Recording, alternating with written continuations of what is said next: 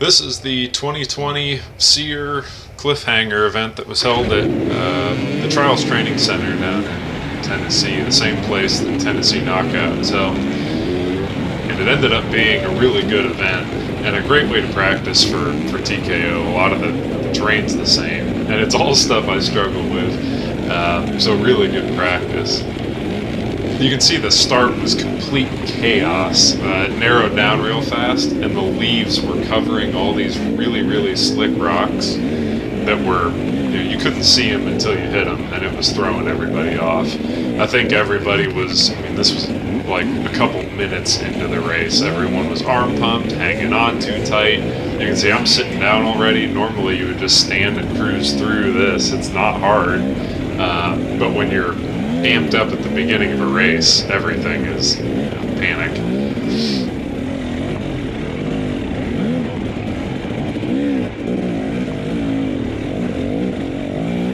I had my moment also. I hit a rock or something, and the front end went away from me, and I tried to get the bike to pull around. The back end was on a rock, and it just spun and didn't go anywhere. So I got stuck under the bike for a lot longer than I wanted to. You start off, a little tired and in a panic, and then you're trying to slow your heart rate down, trying to stay loose on the bike, and because of the leaves and the buried rocks, it took me a long time to find a groove. I had fixed some stuff on the 300 for this. I did float the ground on the charging system. I put a different battery in it, one of the anti-gravity 8 cells. Both of those things were great because the fan could run all the time and it wouldn't kill the battery.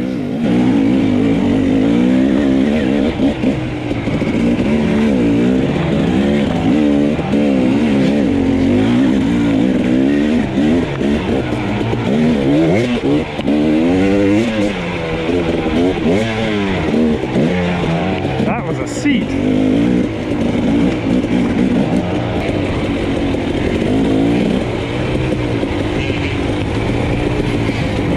This hill was kind of the second bottleneck. I sat here, and then there was a lot of you just kind of have to wedge yourself into the line and then just slowly make your way up. It would be way faster if everybody kind of waited and then launched up the hill. But because there's always going to be somebody who's like, well, I can just get on this guy's back tire and paddle up, you just kind of have to do the same thing. This was the top of that same hill. You can see everybody's bike's hot. And it looks flat on the camera. It's not flat. Everybody's getting hung up on these stupid hidden rocks, myself included.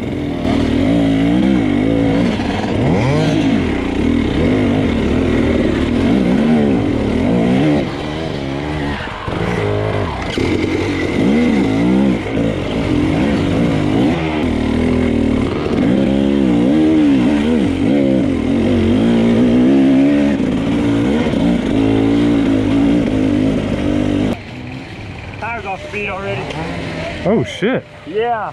As soon as I started coming up the hill, I fell off the beat. We got stuck in this line. You couldn't really see what was going on. You just could see that there was no way to make it around this corner and actually have a place to sit. And I kind of jumped the gun a little bit too, but you just couldn't see what you were doing. And then a guy came up behind me right here and had to go back down. But there was no way around this. It was just this zigzag up the hill, and this was the next part. This is what people were getting hung up on. You'd ride up this section, and then there was this step. And I made it up faster than a lot of the people in front of me did. Because fortunately the back tire made it up the step, and I just kind of threw the bike forward going up the hill because I didn't want to get stuck there and have to push it again. It's really interesting looking at the videos because I did not finish a full lap of this race. I think I made it to the last check before the end, which was a real bummer. I really wanted to finish. I was racing the silver line, which is the harder lines. Looking at the video, there are so many places, especially kind of after this, towards the end of this video, where I just wasted time doing dumb stuff. These hills going down were wild. They were so steep, and you didn't want to overshoot where the trail cut across sideways because you'd just end up in a place that you had no hope of getting out of. So everyone was walking their bikes down this hill. Wow. Everyone was. And then I couldn't keep my bike running. With the front tire pointed down a hill, it would kind of load up and then just die. So I was using the starter all the time. And the problem was I had jetted it a little bit rich because I was having issues with pinging when it was hot. And it seems like that made it a little bit worse. And then maybe my idle was too low. There's a couple things that I've since changed and tried to fiddle with, but I still have the Mikuni carb. It's a 2018 KTM 300XC. So carbureted. And the Mikuni works okay with the JD Jet kit, but it's still not the best. Coming down that hill, that was another one a lot of people were walking down. I figured I could ride it, which I could, and then I just misjudged how much of a gap there was. I was still being smart this early in the race when it came to like trying to wait for people to get out of the way and then roll through it. So I wasn't wasting too much energy here. I had learned my lesson crashing right at the beginning and then waiting in line in a couple spots, but then this hill just took me forever to get up.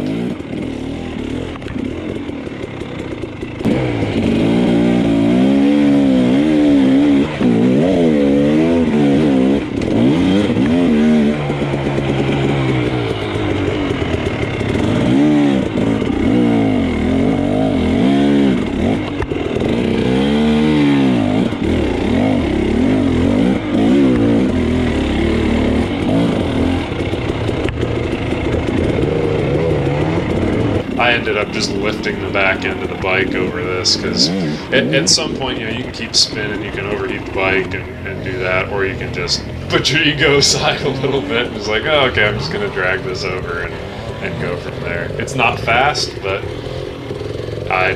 it was low risk, and the rest of the hill looked like plenty of risk to me.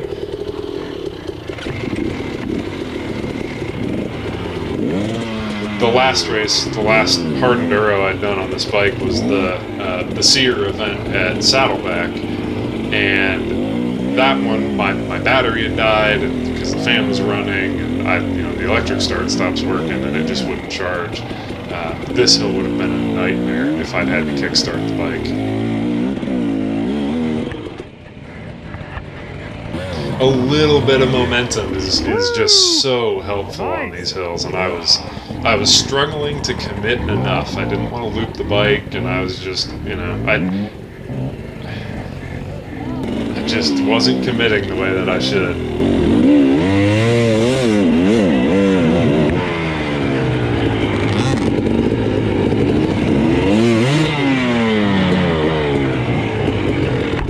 You can hear me breathing hard.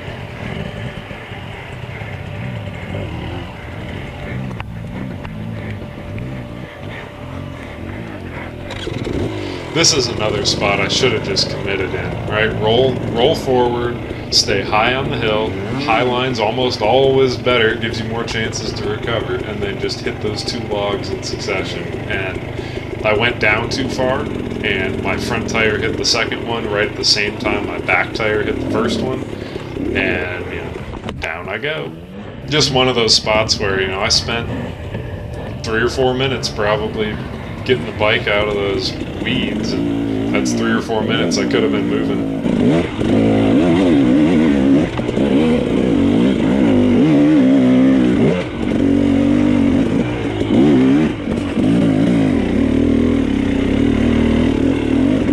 Here's another one where these downhill switchbacks, the bike would just not stay running. For the most part, that probably didn't slow me down a lot, but there were definitely times where, I couldn't loosen my grip enough to get to the start button and try to fire it up. Or, pointed down a hill, it's like, okay, I need power right now to get the front end light for a second, even going down a hill, and I couldn't, and then, you hang on too tight and all this. Definitely, the biggest thing to fix. The suspension was okay. I also made the mistake of running a tire that wasn't brand new. Man, the gummy tires I was running a Kenda Ibex, they just disappeared. So it had been a practice tire, it had been a race tire and then a practice tire, and I flipped it thinking, oh, it'll be fine. Man, it was gone even by this point in the race, and I was, I can blame a lot on a worn out tire, I guess, but it was just a dumb decision. These races are hard enough without handicapping yourself with a worn out tire. This hill was called Strange Hill, and it didn't look like it should be that bad. I tried it 3 or 4 times, and eventually I was like, okay, I'm just gonna, I know how high I can get up the hill to get to that point, and then I'll find another zigzag line to the top, and I did. But that was a spot that I wasted 15 minutes, probably.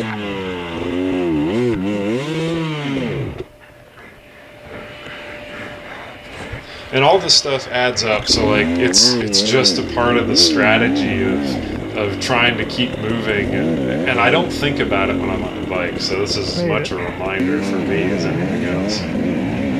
This hill's another nasty bottleneck. Everyone was getting stuck, and by the time they got to the top, their bikes were overheating, and so they would shut the bike off and just sit there, and then no one could get around them.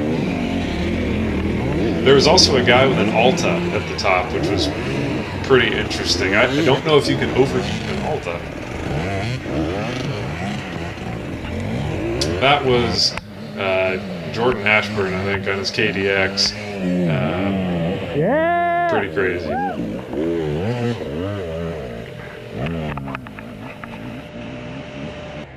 Okay, easy creek. Well, that's confidence inspiring.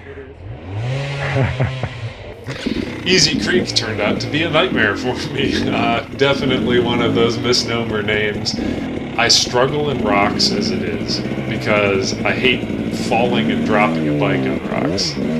And so I don't commit, I don't stand up. And if I would just carry a little bit of momentum and stand and let the bike move, all things that I know, then it would be great, right? I would cover a lot more ground and use a lot less energy picking the bike up. You can see I have little stretches of being okay, and then I'll just end up paddling through a section because I've been hanging on too tight.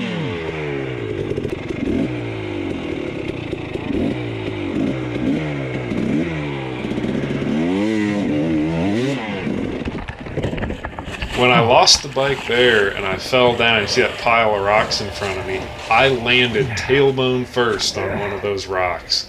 And so for the rest of the day, it hurt me to sit down, and which, if it made me stand up more, it'd be great. But really, I think I sat down just as much, and it just annoyed the crap out of me because I was, every time I sat down, I was like, oh yeah, there's a reminder of that stupid crash. This is an area and a terrain that I really struggle with more than almost anything is rocks like this.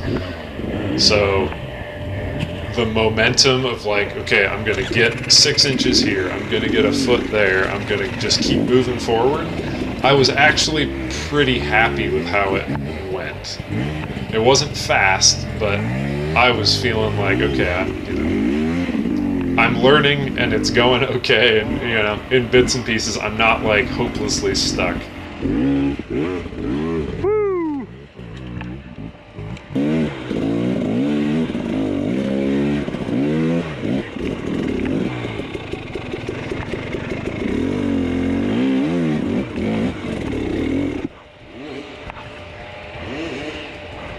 This one was interesting for me because I have no idea how I threw the bike there. The revs weren't up. I think my hand, I was obviously really tired by this point. I think my hand just slipped off the clutch, and I had my weight back trying to get traction, and I think that, that's one of those areas where I think the right technique, you would be able to use that traction to get over the obstacles, and instead I got traction and it surprised me because normally I don't have the right technique. So I need to practice that, figure out how I got that traction, and then how to not throw the bike out from under me. This hill was coming out of the top of Easy Creek, and again, I tried it 4 or 5 times going up the main line. I could not get enough grip to move forward. You can see everybody's stuck on it. The Christini's spinning its front wheel over there. So we were trying alternate lines, which there wasn't really an alternate line either, but I did end up making it kind of up the side of this hill. This is a hill where, you know, I need to commit better, right? And this is true of a lot of hill climbs for me. I need to send every single one of them hard, right? And then you can always slow down. You can't speed up. Oh my goodness. And so I would kind of putter up some of those without the focus that I should have. And, you know, trying that a couple times wears you out a lot versus just jumping to the top and being, you know, saying to yourself, hey, I'm glad I had all that speed. This was another one of those sections where the bike stalling underneath me all the time was just killing me because I wanted to have the control that the power was, you know, giving me at times to keep the front end light. And I couldn't reach the button going down a hill, so I was like, I had to stop, hit the button, go again. I didn't want to bump start it in slippery rocks because it kick you sideways. That's an unnecessary crash. I actually checked my fuel here. I thought maybe my gas was off or something because the bike it was just not running. Again, these rocks, you can see, like, it's rough and it's gnarly, but the guys who just kind of stand up and commit to this, they use 1/10 of the energy that I'm using.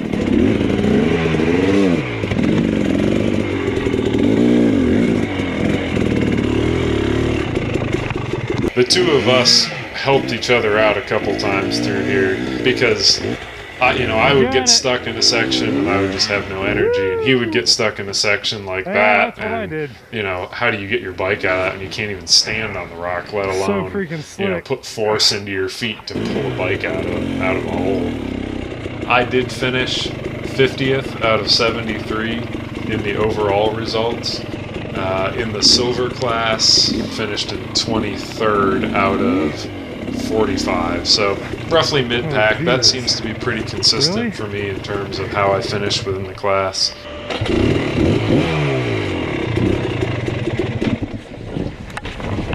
That's wild.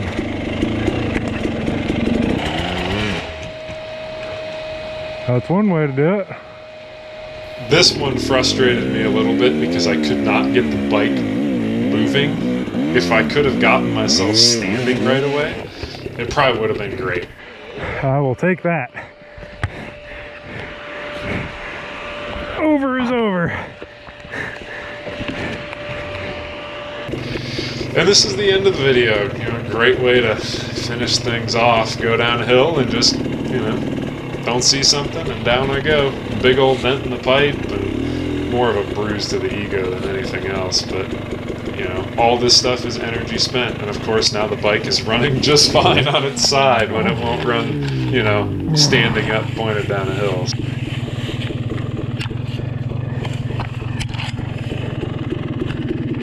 So that was the 2020 SEER Cliffhanger. I will be back again next year.